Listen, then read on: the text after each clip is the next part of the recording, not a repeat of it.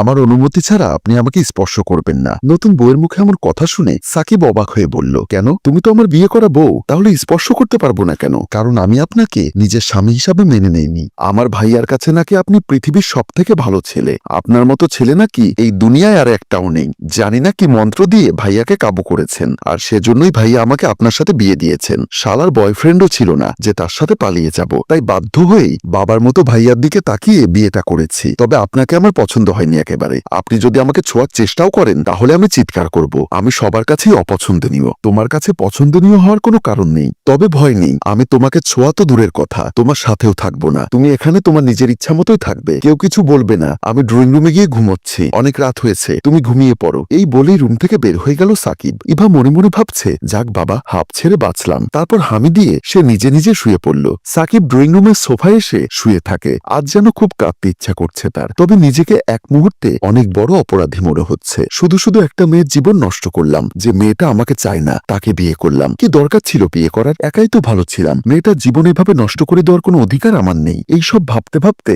সাকিব চলে গেল। সাকিবের বাবা সাকিবের রুমে এসে সাকিবকে বলল, এখন আমার কি করার আছে তুই বল। তুই কি চাস তোর কারণে বারবার আমার নিষ্পাপ মেয়েটির বিয়ে ভেঙে যাক? বাবা, তুমি অন্তত বিশ্বাস করো। তুমি তো জানো তোমার ছেলে এরকম বাজে কাজ করতে পারে না। কি বিশ্বাস করব? তোকে বিশ্বাস করলে কি আর সত্যিটা মিথ্যা হয়ে যাবে? তোর মা মারা যাওয়ার পর তোদের দুই ভাই বোনকে আমি কত কষ্ট করে লালন পালন করেছি, আর তোর মতো কুলাঙ্গার সন্তানের জন্য আজ আমি সমাজে সবার চোখে অপরাধী ও ঘৃণিত একজন ব্যক্তি। আমার মেয়েটির বিয়ে শেষ না হওয়া পর্যন্ত পারলে আর ফিরে আসিস না বাড়িতে। আমি কই যাব বাবা? তোমরা ছাড়া আমার আর আপন কে আছে? যেদিকে দুই চোখ যায় সেদিকে চলে যা, সেটা এক্ষুনি এই মুহূর্তে। আর হ্যাঁ, এসব কথা তোর বোন প্রিয়াকে বলার দরকার নেই। এই কথাটি বলেই সাকিবের বাবা রুম থেকে বের হয়ে গেল। আর সাকিব কান্নারত চোখে চোখ মুছতে মুছতে তার চিরচেনা বাড়ি ছেড়ে বের হয়ে যায়। বাড়ি থেকে বের হয়ে সাকিব একটা জায়গায় তার বন্ধুর সাথে দেখা করে। বন্ধু ফাহিম বলল, সরি সাকিব, তোর সাথে আমি আর বন্ধুত্ব রাখতে পারবো না, কারণ তোর কারণে আমাকে মানুষ কত কথা শোনালো। কি বলছিস তুই এসব? হ্যাঁ, তুই যে আমার বন্ধু হয়ে এমন একটা জঘন্য কাজ করবি ভাবতেও পারিনি। দুনিয়াতে কি মেয়ের অভাব?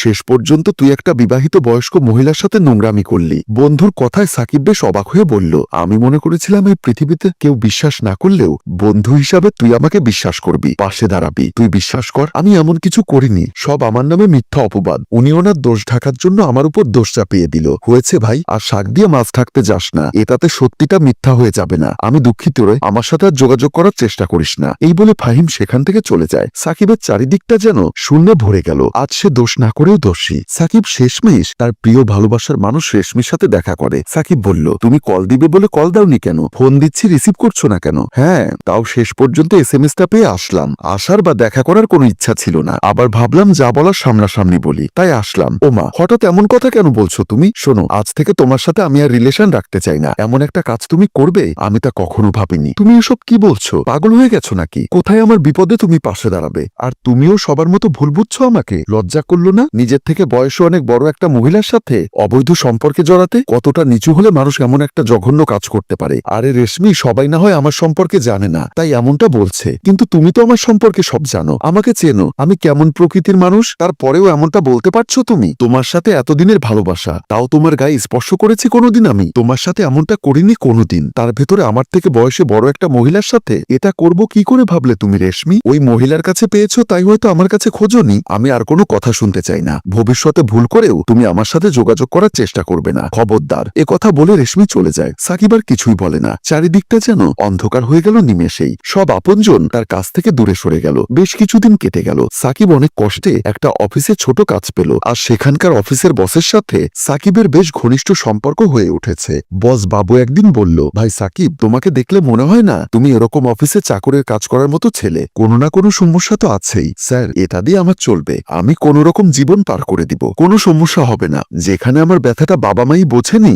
বাকিরা কিভাবে বুঝবে? সবাই ছেড়ে গেলেও আপনার এখানে আসার পর মনে হলো আমার সব পাওয়া হয়ে যাচ্ছে। কেন এমনটা হলো বলো তো? কি জন্য তোমার জীবনটা কালো আধারে ঢেকে গেল? স্যার, আমি একটা চাচির মেয়েকে প্রাইভেট পড়াতাম। একদিন গিয়ে দেখি আমি চাচির বাড়িতে ঢুকে দেখি কেউ নেই। চাচাতো বোন যাকে পড়াবো তাই কাউকে না দেখে আমি চাচির রুমের দিকে গেলাম। চাচির রুমের সামনে যেতেই আমি দেখতে পেলাম চাচি একটা ছেলেকে নিয়ে রোমান্স করছে। তারা এক লীলা খেলায় মত্ত। হঠাৎ তা দেখে আমি চমকে গেলাম আর চাচির পাশে গিয়ে বললাম, ছি চাচি, আপনি এরকম একটা জঘন্য কাজ কি করে করতে পারলেন? চাচা কত কষ্ট করে বিদেশে টাকা কামানোর জন্য গেছে, আর আপনি কি না? ছেলেটি দৌড়ে পালিয়ে গেল। চাচি কাপড় ঠিক করতে করতে বলল, শোনো সাকিব, যা থাকবে আমাদের ভেতরে থাকবে। তুই চাইলে তোর সাথেও আমি শারীরিক সম্পর্ক করব। লজ্জা করে না ছেলের বয়সে একটা ছেলেকে এমন কথা বলতে? আমি সবাইকে বলে দিব। এ কথা বলেই আমি বের হতে যাব, এমন সময় চাচি আমাকে জড়িয়ে ধরে জোরে জোরে চিৎকার দিতে থাকে, কে কোথায় আছো? সাকিব এমন আচরণে বেশ হতবাক। এমন করিস না সাকিব, আমি তোর মায়ের মতন। এসব কি চাচি? উনি আমাকে ছাড়ছেই না, জোরে জোরে চিৎকার দিতে থাকে। আওয়াজ শুনে দৌড়ে আসে আমার বাবা।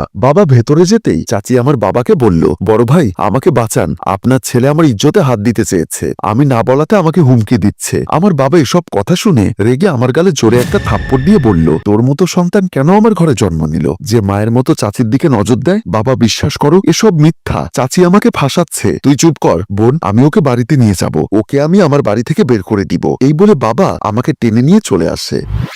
এই হলো আমার দোষ স্যার, আমি কেন দেখলাম আর সবাই ওনার কথায় বিশ্বাস করলো, কারণ আমি ছাড়া চাচির বাড়িতে আর কেউ যায় না। আহা, নিজের কুকৃতি ঢাকতে আর একটা মানুষের ফুলের মতো জীবন নষ্ট করতে সাকিব কান্না করতে থাকে। তা দেখে বস আবারও বলল, ছোট ভাই কান্না করো না, তুমি একদিন অনেক বড় হবে, আর তোমাকে আমি আমার অফিসে একটি ভালো পদে নিয়োগ দিব, তবে একটা শর্ত আছে। সাকিব চোখ মুছে বলল, হ্যাঁ স্যার বলুন। আমার একটা ছোট বোন আছে, আমি চাই তুমি আমার বোনকে বিয়ে করো। আমার একটাই বোন, বাবা মা মারা যাওয়ার পর আমি মানুষ করি। কি বলছেন স্যার, আমার কি আপনার বোনকে বিয়ে করার সেই যোগ্যতা আছে? শোনো ছোট ভাই, যোগ্যতা থাকে না, অর্জন করে নিতে হয়, আর তুমি পারবে, তা আমার বিশ্বাস। হ্যাঁ স্যার, আপনি যা ভালো মনে করেন। স্যার সাকিবকে বুকে টেনে নেয়। সাকিব এসব কথা মনে করে কান্না করতে থাকে। তবে সে তবুও সুখী যে বাবু স্যারের মতো একটা ভালো মানুষকে পেয়েছে, আর ওনার বোনের সাথে নিজের বিয়েও দিয়েছে। ওনার বোন এখন মেনে না নিলেও আমি একদিন ঠিকই ইভার মন জয় করে নিব। এটা ভেবে হঠাৎ সাকিবের মুখের কোনায় একটা মিষ্টি হাসি ফুটে ওঠে। আর এখানেই আমাদের গল্প শেষ হয়। সম্মানিত ভিউয়ার্স, সাকিব কি পারবে সবটা পেছনে ফেলে জীবন সংগ্রামে এগিয়ে যেতে? জীবন সংগ্রামে এগিয়ে যেতে কমেন্টে জানাবেন কিন্তু, কমেন্টে জানাবেন কিন্তু, কমেন্টে জানাবেন কিন্তু। মনে রাখবেন,